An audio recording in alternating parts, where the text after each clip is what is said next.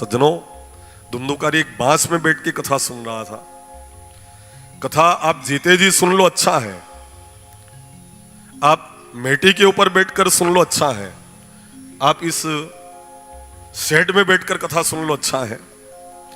और अगर शेड में बैठ के नहीं सुनी, चटाई के ऊपर बैठ के नहीं सुनी, तो कभी वाड़ा में बहने भी हूंढनी पड़ेगा।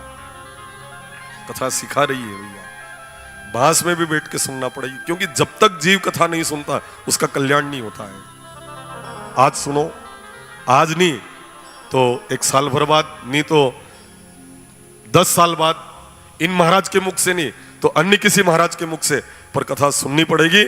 जब तक जीव कथा नहीं सुनता उसका मोक्ष नहीं होता है, सुननी ही पड़ेगी।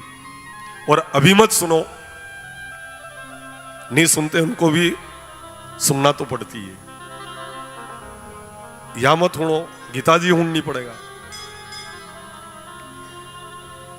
कोई एक अध्याय तो उड़ाएगा कि नहीं उड़ाएगा? नहीं आया समझ में? ले ला रहे गीता जी, ला तो, और फिर सुनाएंगे। और वो भी कब सुनाते हैं?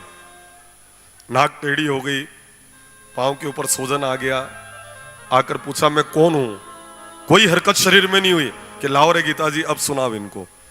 जब शरत भंग हो जाए तब सुनाते हैं संसार के लोग, जब सुनना बंद कर दे तब। और अगर आपने पूछा मैं कौन और उन्होंने कह दिया आप तो वो, तो कहेंगे अबार मत सुनाओ जो हाल तो और की रहा है। कब सुनाना गीता जी? जब ओरखना बंद कर दे, पहचानना बंद कर दे। एक सज्जन हमसे कह रहे थे महाराज 14 दान गीता जी वांची थी पर बा साहब नहीं मर रहा है। तो मैंने कहा गीता जी मारने का साधन नहीं है दादा, कोई नहीं मरे उसको गीता जी सुना दो तो मर जाता है, यूं नहीं। ये लोकेशराव को कम करने का साधन है। आपका मन कहीं उलझन में पड़ा है, वो उलझन समाप्त हो और आप उस ग्रंथ को सुनकर अपनी आत्मा को परमात्मा में मिला दो। इसलिए गीता जी सुनते हैं। भागवत जी को हम हृदय में उतारने के लिए कृत संकल्पित होकर आइए। महात्यम, महात्यम में भी कथा सुनने के नियम कल हमने आपको अवगत करवा दिए थे। क्या क्या नियम है कल बता ही दिए थे। एक बार भोजन करना, मिताहारी रहना, डोरी वाले पलंग के ऊपर नहीं बैठना, प्याज लहसुन का उपयोग नहीं करना, क्षौर कर्म नहीं करना, दाढ़ी नहीं बनाना, नाखून नहीं काटना। कल सब नियम हमने बता दिए।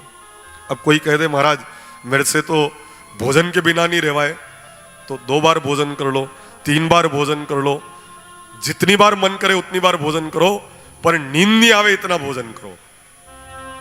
आहार शुद्धो सत्व शुद्धो, आहार शुद्ध है तो आपका सत्व शुद्ध बना रहेगा।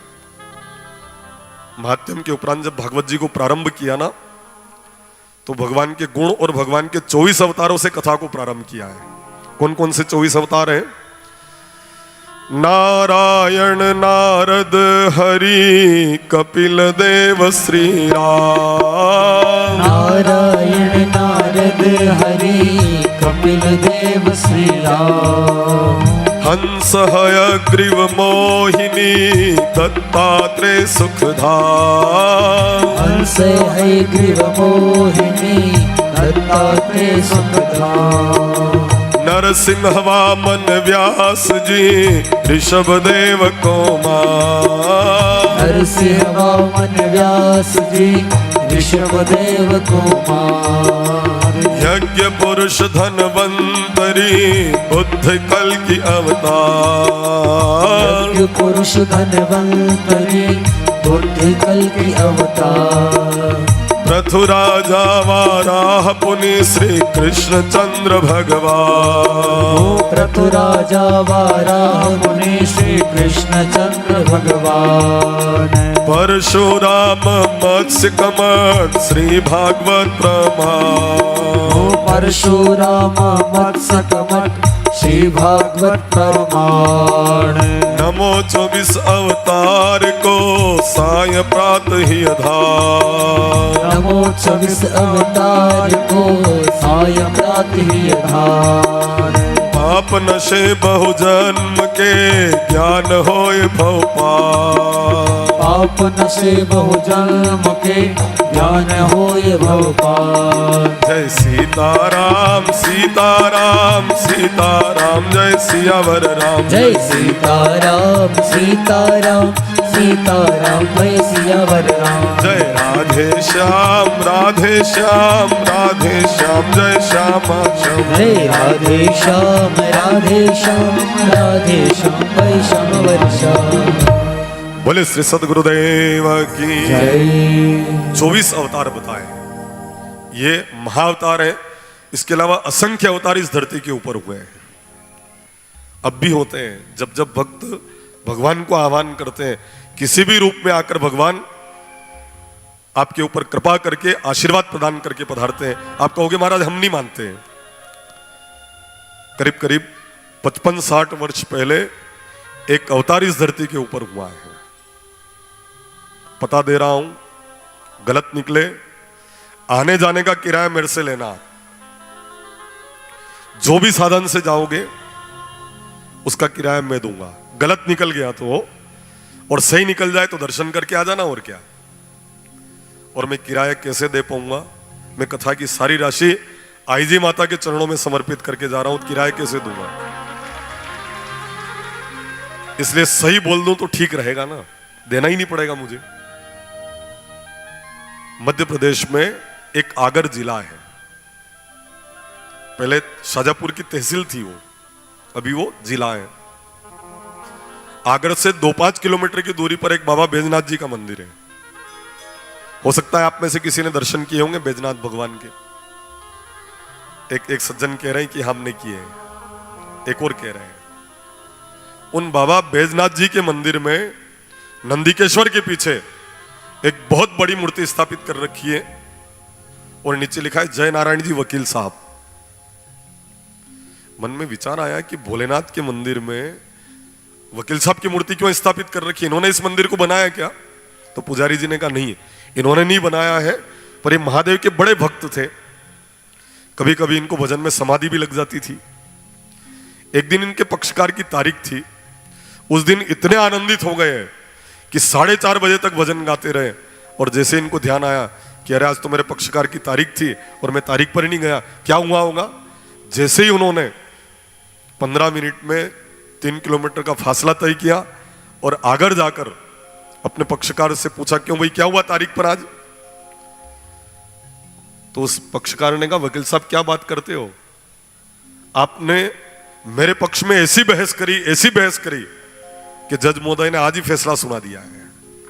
अरे मैं तो आया ही नहीं, मैं था ही नहीं, आप आए थे, आज आपके चेहरे के ऊपर तेज अलग छलक रहा था। तब वकील साहब गए जज महोदय के पास, जाकर का महोदय आज मैं उपस्थित नहीं हो पाया कचहरी में, क्या हुआ? आज एक केस था ना हमारा। जज साहब ने कहा, भोलेनाथ के भगत हो तो कहीं उनकी प्रसाद तो नहीं खा ली तुमने? भांग तो नहीं खा ली कहीं? अरे आज आपके वाणी में इतना प्रभाव था, मैंने तो मन बना रखा था कि आपके पक्षकार के पक्ष में फैसला नहीं सुनाना है, परंतु आज इतना प्रभाव आपकी वाणी में था कि न चाहते हुए मैंने आपके पक्षकार के पक्ष में फैसला सुना दिया है। समझ गए जय नारायण जी वकील साहब कि अगर मैं उनका नाम स्मरण करने के लिए बैठ गया तो मेरा काम करके वो चला गया, क्योंकि एक सूत्र है, तू तेरे काम में मैं मेरे धाम में। सूत्र सुनना आप, तू तेरे काम में मैं मेरे धाम में, तू मेरे नाम में तो मैं तेरे काम में।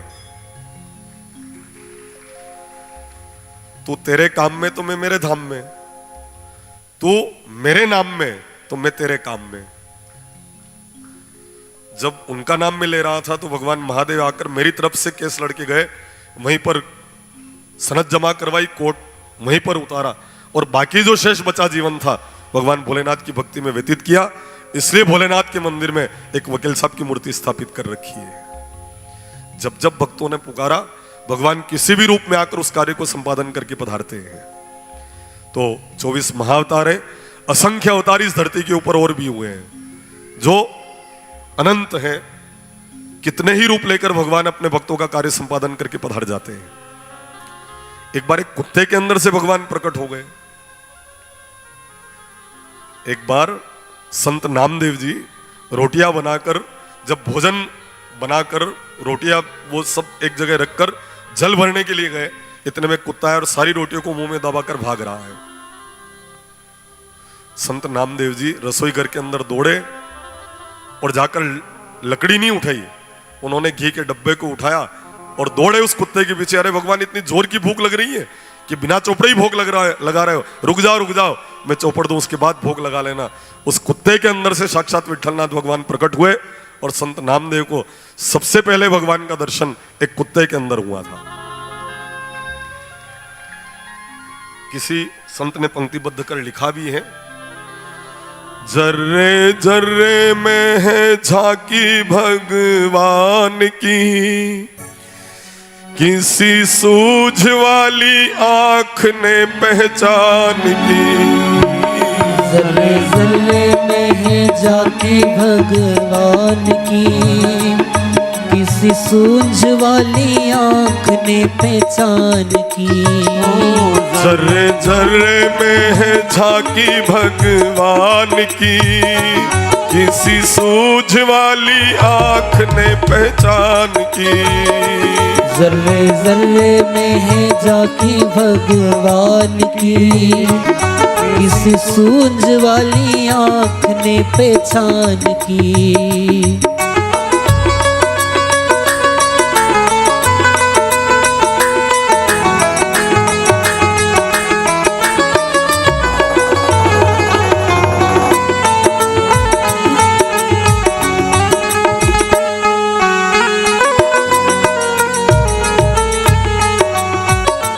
नामदेव ने पकाई रोटी कुत्ते ने उठाई, नामदेव ने पकाई रोटी कुत्ते ने उठाई। पीछे घी का कटोरा लिए जा रहे, पीछे घी का कटोरा लिए जा रहे। बोले रूखी तो न खाओ, थोड़ा घी तो लगाओ। बोले रूखी तो न खाओ, थोड़ा घी तो लगाओ।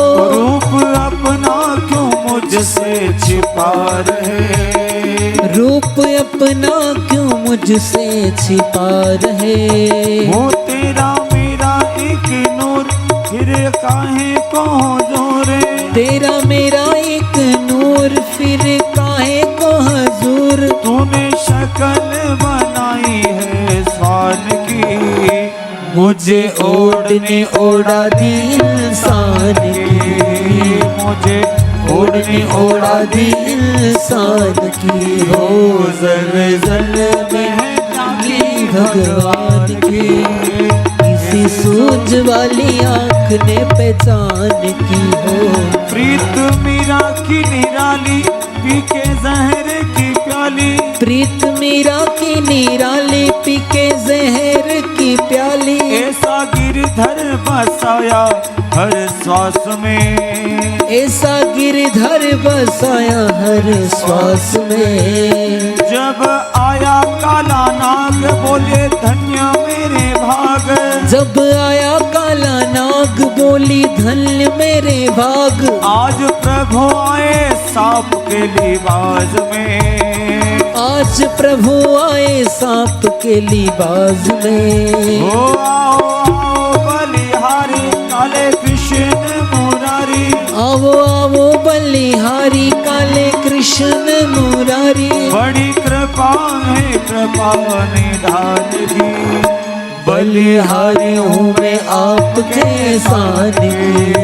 जले जले में झांकी भगवान की, किसी सोच वाली आँख में पहचान। बोले श्री सदगुरुदेव की जय। श्री सदगुरु महाराज की जय। भगवान के 24 अवतार के बाद कथा को प्रारंभ किया तो सूत जी महाराज 88,000 ऋषियों के समक्ष अवगत करवाते हैं कि हे शौनकादिक 88,000 ऋषियों, यह भागवत जी वेदव्यास जी ने नारद जी की प्रेरणा पर गणपति जी महाराज को पंक्तिबद्ध करवाने के लिए वहां पर उनको बुलवाकर गणेश जी भागवत जी लिखते हैं और वेदव्यास जी भागवत जी को बोलते हैं। क्यों? अब कोई बोले तो लिखने वाला तो कोई चाहिए ना। तो वेद व्यास जी भागवत जी बोलते हैं नारद जी की प्रेरणा पर, परंतु गणेश जी महाराज को बुला करके आप भागवत जी लिखना, पर 24 ही घंटे मैं भागवत जी लिखूंगा। गणेश जी महाराज ने शर्त रखी, एक पल भी मैं चुपचाप नहीं बैठता हूं। चूहा कभी यूं बैठे, उंदरो यूं बैठे कभी, तो मेरा वाहन कभी यूं नहीं बैठता, मैं भी यूं नहीं बैठता। अब मैं 24 घंटे बोल नहीं सकता, आपका विषय है। 24 ही घंटे अगर आप बोल सको तो मैं भागवत जी लिखूं, नहीं तो मैं भागवत जी नहीं लिखूं। गणपति जी ने कहा मैं तो लिखूंगा 24 ही घंटा, मैं एक पल भी चुपचाप नहीं बैठ सकता। वेद व्यास जी ने कहा मैं 24 घंटे कैसे बोल पाऊंगा? तो वेद व्यास जी ने कहा अच्छा एक काम करते हैं, मैं जो भी बोलूं उसका उत्तर निकाल के आप लिखना। वेद व्यास जी को नींद आती, उस समय उसका उत्तर निकालने में इतना कठिन श्लोक वो बोल देते वेद व्यास जी, नींद आती उस समय कि उसका उत्तर निकालने में गणेश जी महाराज को 12 घंटे लगते थे। लिखो गणेश एक चित्रकेतु नाम का राजा था, उसके करोड़ रानियां थी और एक भी बाल बच्चा नहीं था। गणपति जी ने पेन बंद करके कहा महाराज थोड़ी टकवारी की को कम से कम। एक राजा था, उसके करोड़ रानियां थी और एक भी बाल बच्चा नहीं हुआ, इस बात को हम कैसे माने? मैंने जो कहा वो सत्य है। गणपति जी पहली उंगली अपने गाल के ऊपर लगाकर पूरी रात भर बिना नींद, बिना भोजन, बिना जलपान के सोचते रहे। एक राजा चित्रकेतु, उसके करोड़ रानियां, एक भी बाल बच्चा नहीं हुआ, कैसे हो सकता है? पूरी रात भर विचार करते रहे। 12 घंटे बाद इनको ध्यान में आया कि वेद व्यास जी ने सत्य कहा है। वेद व्यास जी रात्रि भर शयन करके सुबह स्नान ध्यान वंदन अर्चन पूजन सब करके आए। पूछा गणेश आई समझ में? गणेश जी ने कहा आ गई समझ में। उत्तर क्या निकाला? मन चित्रकेतु नाम का राजा, और मन की इच्छाओं को रानी बताया। इच्छाएं तो करोड़ के अरब भी हो सकती है, और फिर करोड़ों इच्छाओं से एक भी सुख प्राप्त नहीं होता है। यानी कि राजा चित्रकेतु के करोड़ रानियों से एक भी संतान का जन्म नहीं हुआ। तब गणपति जी महाराज ने बात भागवत जी में पंक्तिबद्ध करी, चित्रकेतु नाम का एक राजा वास्तव में था, उसके करोड़ रानियां थी और एक भी बाल बच्चा नहीं हुआ। तब कहीं भागवत जी में गणपति जी महाराज ने इस बात को पंक्तिबद्ध किया है। वेद व्यास जी भागवत जी बोलते हैं, गणेश जी महाराज भागवत जी को लिपिबद्ध करते हैं, लिखते हैं। भागवत जी को शुभारंभ कहां से किया है? महाभारत के युद्ध से। महाभारत के युद्ध से इस कथा को क्यों प्रारंभ किया? क्योंकि एक तरफ एक गरीब, अशक्त, धनहीन, मजबूर मां है और एक तरफ एक सशक्त सम्राट, उसके 100 पुत्र हैं। आप जानते हैं इनका युद्ध हुआ तो जीता कौन? गरीब माता के 5 बेटे जीते कि सम्राट के 100 बेटे जीते? कौन जीता? गरीब मां के 5 बेटे जीते। क्यों? सम्राट के 100 बेटों ने संसार का पल्ला पकड़ा और उस गरीब मां के 5 बेटों ने मेरे सांवरिया सेठ का पल्ला पकड़ा। जो संसार का पल्ला पकड़े वो हार जाए और जो मेरे सांवरिया सेठ का पल्ला पकड़े वो जीत जाया करता है। पूरी दुनिया भी मिलकर अगर साथ दे कुछ अलग बात है, पूरा संसार भी अगर साथ दे कुछ अलग बात है, मेरा सांवरा जरा भी साथ दे कुछ अलग बात है। देखो पूरी दुनिया, कृपाचार्य, द्रोणाचार्य, भीष्म पितामह सब इनके साथ हैं। एक तरफ एक गरीब, अशक्त, धनहीन, मजबूर मां है, उसके 5 पुत्र हैं। सज्जनों, थोड़ा और अन्वेषण करके हम देखें तो महाभारत युद्ध कौरव पांडवों के बीच तो हुआ है, पर यह वास्तव में युद्ध 2 माताओं के बीच में हुआ है। कौन कौन सी 2 माता? एक तो है गांधारी और एक है कुंती। 2 माता है। एक माता ने अपनी संतान की गलती पर आंख के ऊपर पट्टी बांध ली, उस मां की संतान ने दुर्योधन आदि हुई, और एक मां ने गरीबी में भी भगवान के साथ अपने पुत्रों को रखा, इसलिए भगवान ने उन पांडवों का साथ दिया। और जो एक तरफ देखो आप, अपने बच्चे की गलती के ऊपर आंख के ऊपर पट्टी बांध ली और कुछ भी अपने बच्चों को नहीं कहा, परिणाम स्वरूप 100 पुत्र और सब एक जैसे। भले दुशासन देख लो, विकर्ण देख लो, तो एक कथा सिखाती है कि बच्चों की गलती पर अगर माता पिता नजरअंदाज कर दे तो फिर ये मान लेना कि संतान दुर्योधन जैसी होगी। माता पिता को बच्चे की गलत हरकत के ऊपर उसको डांटना चाहिए, लड़ाने के लिए नहीं आया हूं मैं वो। जब संतान में कोई दोष दिखे तो माता पिता को उसको डांटना चाहिए, समझाना चाहिए और समझाकर उसको अच्छी राह के ऊपर चलाना चाहिए। आधे घंटे तक छत के ऊपर जाके बात कर रहा है। पिताजी ने पूछा किससे बात कर रहा था? मेरे मित्र से। मां ने कहा ला दे मोबाइल तेरा, लिया और जा अभी बात करी ना आधे घंटे, भी नंबर गायब हुई है कॉल लिस्ट में से।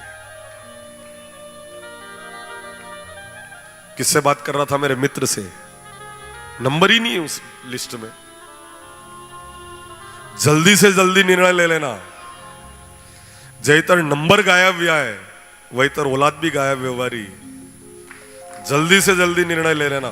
बड़ी तीखी भाषा है, थोड़ी सी क्षमा करना, पर जब तक वास्तविक बात अवगत नहीं करवाई जाएगी तब तक सुधार नहीं हो सकता है। आधे घंटे तक छत के ऊपर जाके बात कर रही थी।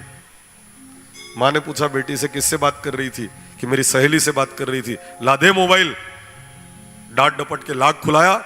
जहां बात करी आधे घंटे से वो नंबर उसने गायब कर दिए। जल्दी से जल्दी जैसा मिले निर्णय ले लेना, क्योंकि इस खतरनाक मोबाइल के कारण कहीं कहीं हाथ पीले नहीं हुए, मुंह काले हो गए। इसलिए जल्दी से जल्दी जैसा हो अतिशीघ्रता के साथ निर्णय लिया जाए। अगर नंबर गायब हो गए तो फिर आपकी औलाद आपके हाथ से बाहर निकल चुकी है। जल्दी से जल्दी निर्णय ले लेना। या अवगत करवाया जा रहा है कि बालक बालिका के गलत हरकत के ऊपर माता पिता को थोड़ा उसको समझाना चाहिए। इतना सहलाओ बच्चों को हो निष्क्रिय कर्म विहीन नहीं, इतनी करो हो प्रताड़ना जिससे निष्क्रिय कर्म विहीन नहीं। ज्यादा डांटोगे तो वो कहेंगे आदत पड़ी है ना कि यही तरह बक्के तो ज्यादा डांटना भी नहीं है।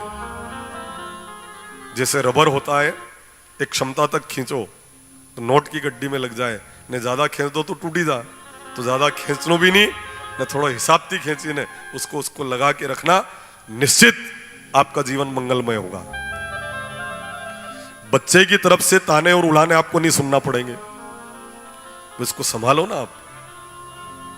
यहां कथा अवगत करवाती है, संदेश देती है कि देखो आप कितना सुंदर अवगत करवाए कि दो माताएं और दो माताओं के बीच में महाभारत है।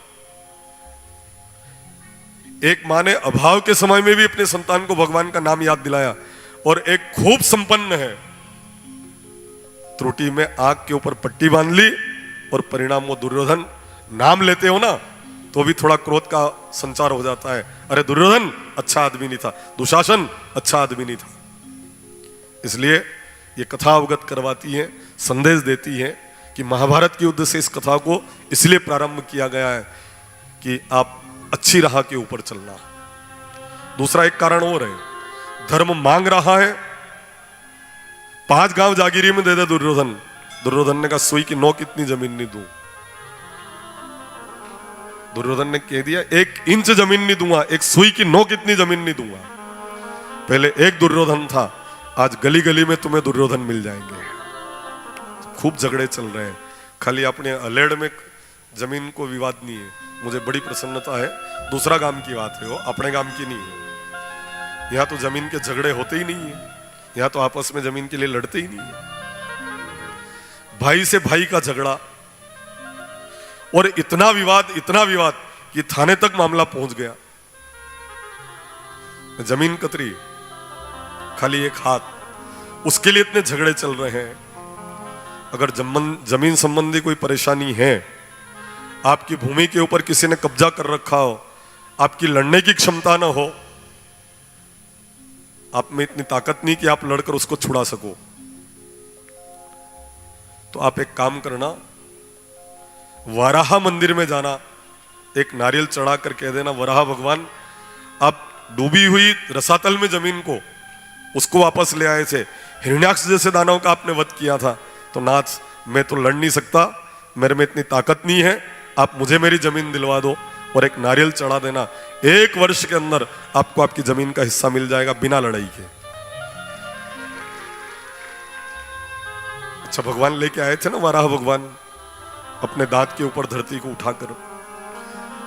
तो मैं लड़ाई नहीं चाहता हूं, मैं तो ये चाहता हूं आप जिसने मेरी जमीन कब्जे में करी उसका भी कष्ट, उसको भी कष्ट में मत देना, उसका भी अनिष्ट नहीं करना, पर मुझे तो मैं जिसका हकदार हूं वो दिलवा देना। हाँ साहब, उस भूमि में नारियल स्पर्श कराना और वो वारा मंदिर में चढ़ाना। कैसो ने भेजा दूसरा जमीन में नारियल लड़ाई चढ़ाया हुआ। दावेदार तो कई हो सकते हैं जमीन के, पर आप हकदार होने चाहिए। दावेदार और हकदार में अंतर है। आप हकदार हैं तो ये उपाय करें। अगर पारिजात का पेड़ आप लगा देते हैं और गुरुवार और मंगलवार को घी का दीपक लगाते हैं तो भी आपको आपकी जमीन का हिस्सा प्राप्त हो जाता है। हमारे बंटी भैया बैठे यहां, वो हमसे कह रहे थे, गुरुजी मैं तो टेलरिंग का काम करता हूं पर जमीन की जरूरत है। तो मैंने कहा ये साधन करो, आपको भूमि मिल जाएगी। साधन किया तो बंटी भैया मिली कि नहीं मिली? कतरी मिली, 5 बीघा है। वाह साहब, बोलो टेलरिंग यहाँ मनासा के ही है। और साधन बताया था हमने, वो साधन किया भी सही आपने, और आपने फिर मिठाई भी खिलाई आकर। तो वास्तव में अगर जमीन संबंधी कोई परेशानी है तो लड़ने के बजाय उसका समाधान ढूंढो। अच्छा वो हामे वारो कम पड़ रही हो गई, आप अगर लड़कर छुड़ाना चाहते हो तो वो कम है। आप तो ये कहो कि भगवान आप मुझे उपलब्ध करवाओ, मेरी क्षमता नहीं है। अगर ये भी नहीं कर पाओ तो एक मंगल यंत्र आता है, मंगलवार के दिन आप लावें, लाल वस्त्र के ऊपर विराजमान करके आप कंकु का तिलक लगावे, आपको आपकी जमीन का हिस्सा जरूर प्राप्त हो जाएगा। क्योंकि भूमिपुत्र मंगल है और मंगल की पूजन करने से आप भूमि निश्चित रूप से प्राप्त करेंगे, क्योंकि मां अपने बेटे की बात जरूर रखती है। मंगल देव भूमि के पुत्र है, मां बच्चों की बात रखती है कि नहीं रखती है? तो मंगल देव की पूजन से आप भूमि का हिस्सा प्राप्त करेंगे। कोई कहते ये भी नहीं सधे तो आप एक काम करना, नंदी महाराज को गुड़ और मसूर की दाल अपने हाथ में चटाना, तो भी आपको आपकी जमीन का हिस्सा प्राप्त हो जाएगा। आइए फिर कथा में बढ़ते हैं। यहां पर कौरव और पांडवों के बीच में एक तरफ धर्म मांग रहा है, अधर्म देने को तैयार नहीं है। एक सुई की नोक इतनी जमीन नहीं दूंगा। परिणाम स्वरूप महाभारत का युद्ध हुआ और जितना भी धन संपदा, ऐश्वर्य, राजपाट ये था, ये सब धर्म के पास रहा है। यानी धर्म मांगे दे दिया करो, नहीं देते हो तो धर्म को छीनना भी आता है। इसीलिए कहा है अगर मंजूर हो धन रक्षा तो धनवानो बनो दानी। बहुत ध्यान से सुनना आप। अगर मंजूर हो धन रक्षा तो धनवानो बनो दानी। अगर मंजूर हो धन रक्षा तो धनवानो बनो दानी। कुएं से नहीं निकलेगा तो सड़ जाएगा पानी। कुएं से नहीं निकलेगा तो सड़ जाएगा पानी। ये सब समझदार किसान हैं। जब खेत को पिलाते हैं ना तो 15-15 दिन में एक दान मोटर चलावे नहीं। रोज चलाते हो कि 15-15 दिन में चलाओ? रोज चलाना पड़ती है ना। कोई कह दे कि रोज कहीं चलानी, 15 दिन में इकट्ठी चलाऊंगा, तो हैंस धक्को दिन पानी ऊपर नहीं चढ़ावे हो। तो अगर मंजूर हो धन रक्षा तो धनवानो बनो दानी। कुएं से नहीं निकलेगा तो सड़ जाएगा पानी। वहीं हैंस तक तो रोज आई जाएगा। इसलिए आप रोज उकारा तोड़ता रहो। आपको अवसर मिला है, उकारा आप तोड़ते रहना। मंदिर निर्माण, गौशाला, पाठशाला, बहन बेटी, यज्ञ आगादि कर्म, जो भी आपसे सधे अपनी क्षमता के अनुरूप आप जरूर दान करें। क्योंकि चिड़ी चोंच भर ले गई, घटे न सरिता नीर, धर्म किए धन ना घटे, कह गए दास कबीर। किसी संत ने तो यहां तक कह दिया, मांगे सो तो मर गए और मरे सो मांग न जाए, उससे पहले वो मरे कि होते भी नट जाए।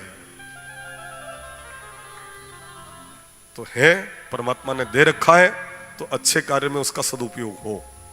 धर्म मांग रहा है, अधर्म देने को तैयार नहीं। एक कारण और महाभारत के युद्ध में यहां से भागवत जी को प्रारंभ करने का कारण रहा है। पांडवों को ऐसा लगने लग गया था कि इस युद्ध को अब हम जीत जाएंगे, क्योंकि भीम ने दुर्योधन के 99 भाई मार दिए, खाली एक दुर्योधन शेष बचा है। अब तो ऐसा लग रहा है कि युद्ध हम जीत ही जाएंगे। पांडवों के खेमे में खुशी की लहर छा गई। ये युद्ध हम जीत चुके हैं एक तरह से, खाली दुर्योधन शेष बचा है। 5 ही आपस में बात कर रहे हैं पांडव अपने खेमे में। भीम ने कहा जितने भी दुर्योधन के भाई थे मैंने अपनी भुजाओं के बल से उनको समाप्त किया है। अर्जुन ने कहा मेरे गांडीव धनुष के प्रभाव से इस युद्ध को हम जीत रहे हैं। नकुल सहदेव ने कहा हमारी तलवार चलाने की कला से इस युद्ध को हम जीत रहे हैं। तब युधिष्ठिर जी कह रहे हैं कि मैंने अपनी नीतियों से इस युद्ध को जीता है। ठाकुर जी ने कहा फिर मैं क्या कर रहा था, सभी तुम कर रहे थे तो मैं क्या कर रहा था। भगवान ने छाया माया हटाई, अश्वत्थामा ने पांडवों के सोते हुए पुत्रों को मार दिया और अब इन 5 ही पांडवों को ऐसा लगने लग गया कि अब हम युद्ध हार चुके हैं। कल तक तो ऐसा लग रहा था कि युद्ध हम जीत चुके हैं, पर अब इनको ऐसा लगने लगा कि हम युद्ध हार चुके हैं और जीत भी गए तो अब जीत कर करेंगे क्या। बिल्कुल लघु ग्रंथि की तरफ वो चले जाते हैं। इसीलिए किसी ने कहा है तैरते तैरते वे लोग डूब गए जिनको खुद के ऊपर अरमान था। बहुत ध्यान से सुनना और लिख लेना। डूबते डूबते वे लोग तैर गए जिनको खुद के ऊपर अरमान था। देखो आप, तैरते तैरते वे लोग डूब गए जिनको खुद के ऊपर अरमान था, पर डूबते डूबते वे लोग तर गए जिनको सांवरिया सेठ के ऊपर अरमान था। इनको क्या लग रहा था कि इस युद्ध को हम जीत चुके हैं। भगवान से ध्यान हटा और दुर्घटना घट गई। आप रोड के ऊपर चलते हो, आपने देखा होगा रोड के ऊपर लिखा रहता है सावधानी हटी, क्या आगे क्या लिखा रहता है? हाँ, सावधानी हटी ने दुर्घटना घटी ने आगे की एक लाइन और लिख रहा हूं मैं। सावधानी हटी दुर्घटना घटी ने सब्जी पूड़ी बटी, या फिर आगे की लाइन है वो। अच्छा, आज तो आवाज आ रही है आप तक बराबर बराबर? वाह साहब, ठीक ठीक ठीक, प्रसन्न है। फिर तो एक बार रोहित जी के लिए भी ताली बजा दो आप।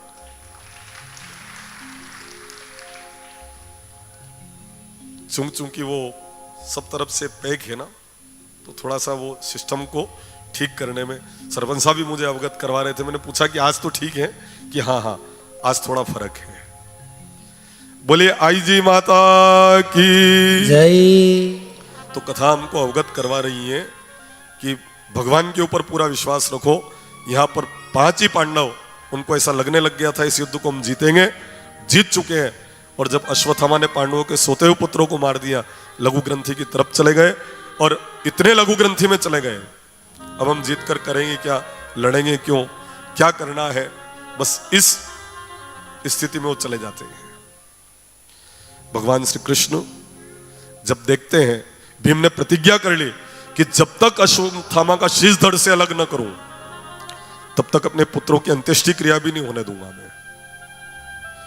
अर्जुन ने कहा जब तक अश्वत्थामा का शीश धड़ से अलग न हो तब तक अंत्येष्टि क्रिया हम न होने देंगे। भगवान कृष्ण कहते अर्जुन तुम्हें मालूम है अश्वत्थामा चिरंजीवी है, मरता नहीं है, ध्यान है तुम्हें? अर्जुन ने कहा भगवान कौन मरेगा कौन जिएगा इसका लिस्ट हमारे पास बनी हुई नहीं है, तो फिर प्रतिज्ञा आपने कैसे कर ली? अर्जुन ने कहा आपके भरोसे। भगवान ने कहा मेरे से पूछ तो लेते कि वो काम मेरे दायरे में है कि नहीं, हो सकता है कि नहीं हो सकता है। तो अर्जुन ने कहा भगवान आपकी एक मजबूरी, उसका फायदा उठाया मैंने। भगवान ने कहा मैं मजबूर कैसे, मैं तो आज तक मजबूर नहीं हुआ। तब अर्जुन ने कहा प्रबल प्रेम के पाले पड़कर प्रभु को नियम बदलते देखा, अपना मान टले टल जाए पर भक्त का मान न टलते देखा। आपके भरोसे प्रतिज्ञा करी मैंने।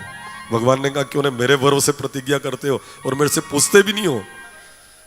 तो अर्जुन ने कहा भगवान अपार करुणा सिंधुर भगवान भक्त तत्पर, आपकी जो करुणा है ना वो इतनी करुणा है भगवान, अपार करुणा सिंधु, आप करुणा के सागर हो, इसलिए आपके भरोसे मैंने प्रतिज्ञा कर ली। अगर कर ली तो मैं इसको जरूर निर्वहन करवाऊंगा। और भगवान ने निर्वहन करवाई। अश्वत्थामा का शीश धड़ से अलग तो नहीं कर पाए, पर मारना और अपमान करना दोनों बराबर बात है। एक खंबे के बांध कर उसके ऊपर प्रहार करना चाहा, तब द्रौपदी ने कहा इसे मत मारो क्योंकि आपके गुरु का पुत्र है, ब्राह्मण है, आपके निश्चल गुरु का पुत्र है, इसको देह से दंड मत दो, तो फिर मेरी प्रतिज्ञा का क्या होगा? एक काम करो, इसका शीश मुंडवा दो, अपमानित कर दो। मारना और अपमान करना दोनों बराबर बात है, क्योंकि अगर शस्त्र से मारा तो एक दिन में मर गया, और अगर भरी सभा में अपमान किया तो जब तक जिएगा मरण तुल्य कष्ट वो व्यक्ति प्राप्त करता रहेगा। जब जब याद आएगी कि इतने लोगों में इस तरह से मेरे सामने ऐसे शब्द बोले थे, जब तक जिएगा मरण तुल्य कष्ट पाता रहेगा। क्या करें? इसको अपमानित कर दो। शीश मुंडवाया और माथे में मणि जो थी उसको चीरकर बाहर निकाला, अपमानित करके उसको छोड़ा। अश्वत्थामा थोड़ी दूर जाकर बदला लेने के भाव से एक दिव्यास्त्र संधान करके उत्तरा जी के गर्भ की तरफ वो उसकी दिशा दे देता है। उत्तरा भागी भागी कृष्ण चरण शरण होकर कहती है, कृष्ण कृष्ण महाबाहो कृष्ण त्वम जगत पते। हे जगत के पति जगन्नाथ, ये जो बाण मेरी तरफ चला आ रहा है ना, ये मुझे भले ही मिटा दे, पर मेरे शिशु की आप जरूर रक्षा कर लेना। वास्तव में मातृ शक्तियों के अंदर संतान के प्रति जो प्रेम होता है वंदन के योग्य है। कितना प्रेम संतान के ऊपर।